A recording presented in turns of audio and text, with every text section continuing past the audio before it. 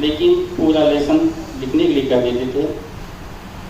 हाँ, ये था कि पहाड़ी उसी समय हम लोगों को याद करा दिया था उन्होंने, जो आज तक मैं ही नहीं उन बच्चों को भी देते रहा जो मेरे सामने रहे।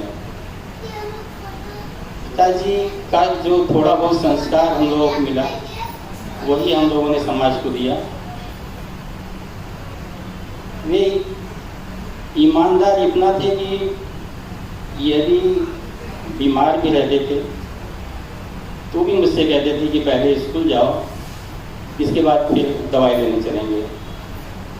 अंत में मुझे बड़ा दुख भी हुआ उस समय कि जिस दिन उनका स्वर्गवास हुआ, दोपहर के समय उन्होंने कहा कि मेरा दांत दर्द हो रहा है, दांत की दवाई लेनी है।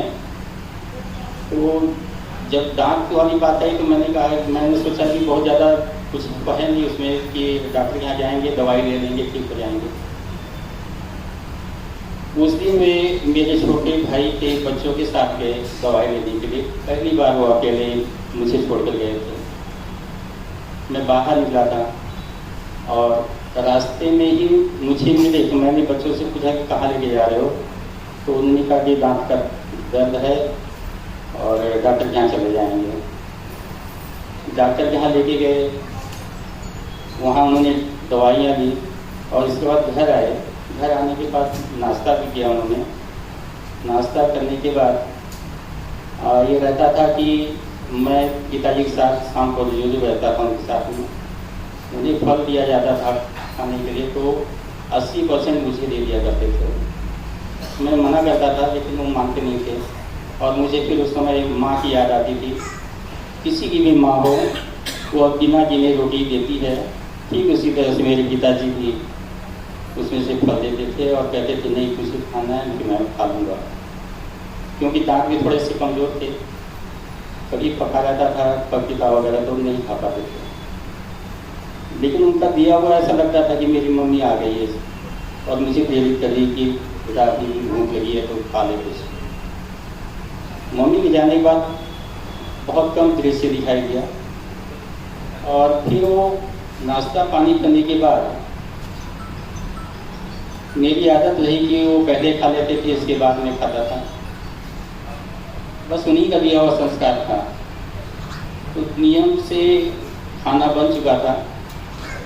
मैं इस जगह पर अपने छोटे भाई की और जिन्होंने सचमुच मेरे पिताजी की काफ़ी सेवा की। खाना बनने के बाद भी पूछा जाता था बाबूजी और क्या खाएंगे, कुछ अलग से बना दिया जाए। उस दिन उन्होंने कहा खाना बन चुका था, समय पे खाते थे, वो समय के बड़े पक्के थे, इस वजह के पहले खा लेते थे वो। लेकिन उन्होंने कहा कि दांत दर्द हो रहा, मैं खिचड़ी खाऊंगा, काली दाल की खिचड़ी। वो बनाया गया। बनाने के बाद उस दिन लेट हो गया था 15-20 मिनट, लगभग 10:30 बजे वो खाए। इसके बाद मैं बैठा खाने के लिए, तो 15-20 मिनट मैं खाया होऊंगा और तब वो बात करते रहे मुझसे। काफ़ी बातें हुई थी परिवार को लेकर, परिवार के बच्चों की शादियों को लेकर। और भी एक बात मैंने उस दिन देखा कि साल में एक बार जो हमारे यहाँ पूजा के लिए पैसे दिए जाते हैं, वो उन्होंने कहा कि पैसे भेज दीजिएगा। तो उस मेरे मन में आया, मैंने कहा कि मोबाइल से मैं भेज दिया हूँ, भेज दूँगा आपको। तो इतने अछूते थे मेरे पिताजी की, उन्होंने कहा क्या मोबाइल से भी पैसे जाते हैं? मैंने कहा वो अगर मोबाइल से मैं भेजूँगा उसे तो जल्दी पहुँच जाएगा, डाक से भेजूँगा तो फिर समय लग जाएगा। पता नहीं क्या था उनके अंदर। उन्होंने कहा ठीक है तुम मोबाइल से भेजोगे तो तुम्हारे अकाउंट से जाएंगे पैसे फिर, तो पहले मेरे से पैसे ले लेना और इसके बाद अपने मोबाइल से भेज दीजिएगा। मैं नहीं समझ पा रहा था कि क्यों ऐसा उन्होंने कहा। उनके जाने के बाद मुझे ऐसा लगा कि सब कुछ उनकी आत्मा ये कह रहे थे कि मुझे ही जो पैसे देना है।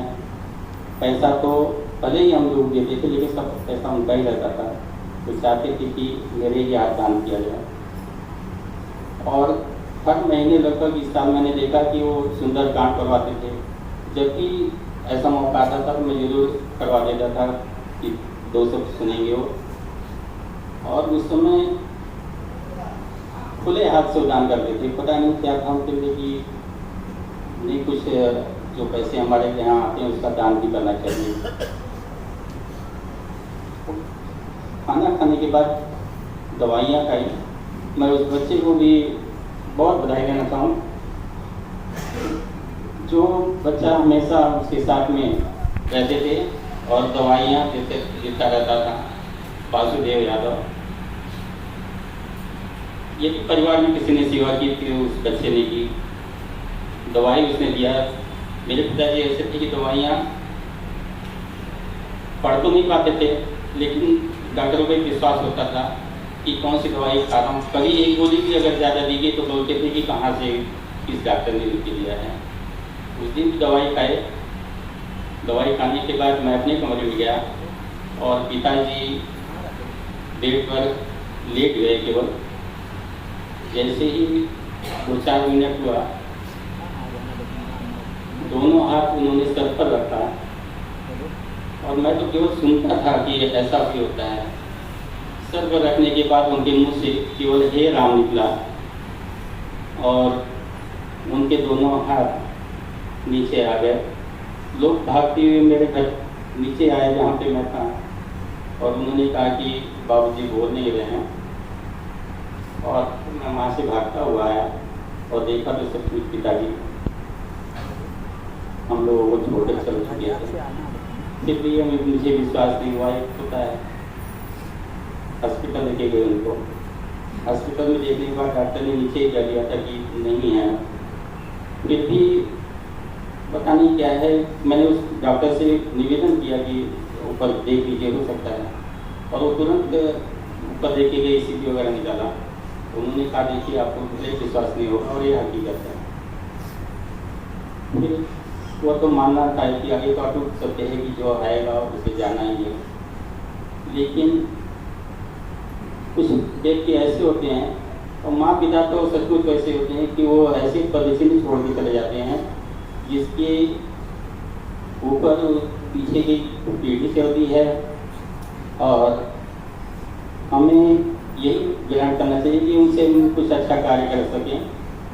यदि उन्होंने हमें जीवन दिया है तो उस जीवन को दूसरे के लिए लगा सकें। और उनसे जो भी सीख थी हमें सीखनी चाहिए। मैं सीखा था और यही मुझे सम्मान में, जो समाज में जो सम्मान मिलता था वो मेरा सम्मान नहीं था, पिताजी और माताजी का वो सम्मान था। क्योंकि उन्होंने जो संस्कार हमें दिए थे वो तो मैं कभी भूल नहीं सकता हूँ। यहाँ पे मेरे हेड मास्टर भी हैं, टीचर लोग भी हैं। मैं ड्यूटी से भी अधिक समय देता था स्कूल को।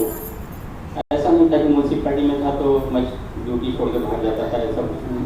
और वो मेरा संस्कार नहीं था, वो पिताजी का ही दिया हुआ संस्कार था कि यदि रोटी कमाते हो तो उसका पूरा मेहनत करके कमाया करो ताकि तुम्हारे बच्चे एक रास्ते पर रह सकें। पिताजी की ईमानदारी भी मैंने देखी थी। उस दिन पिताजी राशन की दुकान पे तो नहीं जा पाते थे, पैसे भी दे देते थे बच्चों को कि देते आना, लेकिन उस दिन बोले कि नहीं मैं जाऊंगा। और उस दिन ऊपर तक गए राशन की दुकान पर, उन्होंने पूरा पैसा भरा, इसके बाद वापस आए थे। उस समय ऐसा भी था कि कुछ पैसे उनके बैंक में चले गए तो फिर मैंने कहा कि उसको पता लगाना है कि आया है कि नहीं। और उस दिन उन्होंने पासबुक भी ढूंढने की कोशिश की, नहीं मिला। लेकिन जिस दिन उन्हें जाना था वो पासबुक नहीं मिली और उन्होंने मुझसे कहा कि वो पासबुक मिल चुकी है। पता नहीं कौन सा ज्ञान था उनके अंदर, उन्होंने क्या बताना चाहते थे और क्या हम समझ नहीं पा रहे थे। आप सभी इस मुश्किल की घड़ी में हम लोगों को दिलासा देने के लिए यहाँ पे उपस्थित हुए हैं।